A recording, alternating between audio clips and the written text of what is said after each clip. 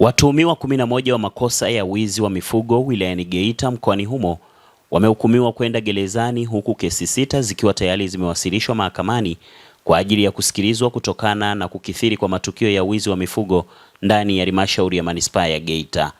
Akitoa taarifa hiyo katika kikao cha baraza la madiwani la halmashauri ya manispaa ya Geita baada ya kuibuliwa kwa hoja hiyo na mwenyekiti wa Chama cha Mapinduzi CCM wilaya ya Geita Barnabas Mapande, kwa niaba ya chama hicho wamemtaka mkuu wa wilaya ya Geita Hashim Komba kukomesha matukio hayo ambayo yamekuwa yakitokea mara kadhaa katika baadhi ya kata ndani ya manispaa ya Geita. Jambo la pili, Mheshimiwa Mstahiki Meya, tumepokea maelekezo hapa ya kuendelea kutimiza wajibu wetu kama kamati ya usalama ya ulinzi wa raia na mali zao. Moja ya maelekezo muhimu ya Dr. Samia Suluhu Hassan pamoja na Mheshimiwa mkuu wetu wa mkoa Mheshimiwa Martin Ruben Shigela ni kuona kwamba wanageita wanaendelea kutimiza wajibu wao katika hali ya amani na utulivu, ili kila mmoja aweze kuweka mchango wake katika ujenzi wa taifa. Tunafahamu kwa ukanda huu, unapozungumza sekta ya mifugo unazungumza benki za wananchi. Wananchi wetu wengi wanaweka fedha kwenye mifugo.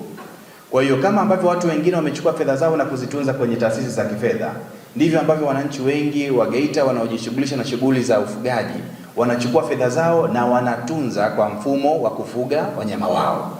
Anapokuwa na changamoto yake, anakwenda anauza mnyama wake, anapeleka watoto shule pamoja na kufanya shughuli nyingine za kimaendeleo.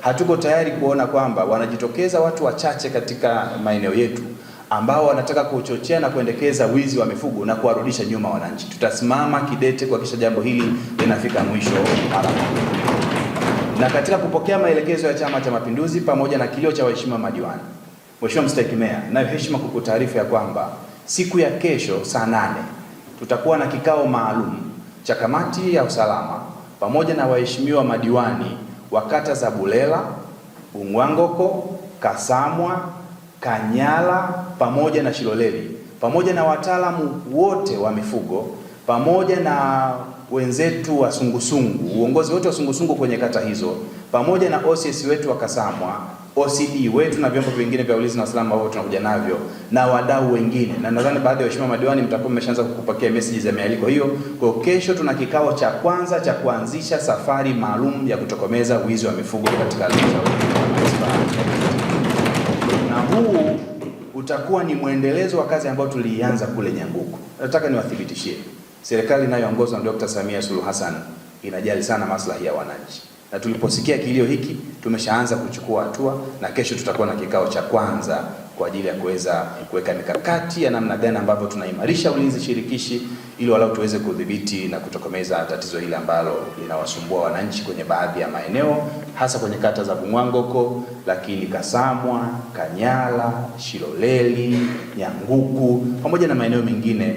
Na kwa kweli kuna kazi ambayo inaendelea, lakini kesho tunaweka mkazo zaidi. Naomba nitumie fursa hii kuambia kwamba vyombo vyetu vya ulinzi na usalama havijalala. Tangu mwezi Disemba mpaka sasa, jumla ya kesi 6 zimeshafikishwa mahakamani na jumla ya watuhumiwa 11 wameshafungwa, wako gerezani kwa changamoto hii ya wizi wa mifugo. Tutaendelea kusimama imara ili kuhakikisha kwamba changamoto hii inafika mwisho. Tukopesheni imani, ndani ya muda mchache agizo hili la Chama cha Mapinduzi linakwenda kufanyiwa kazi.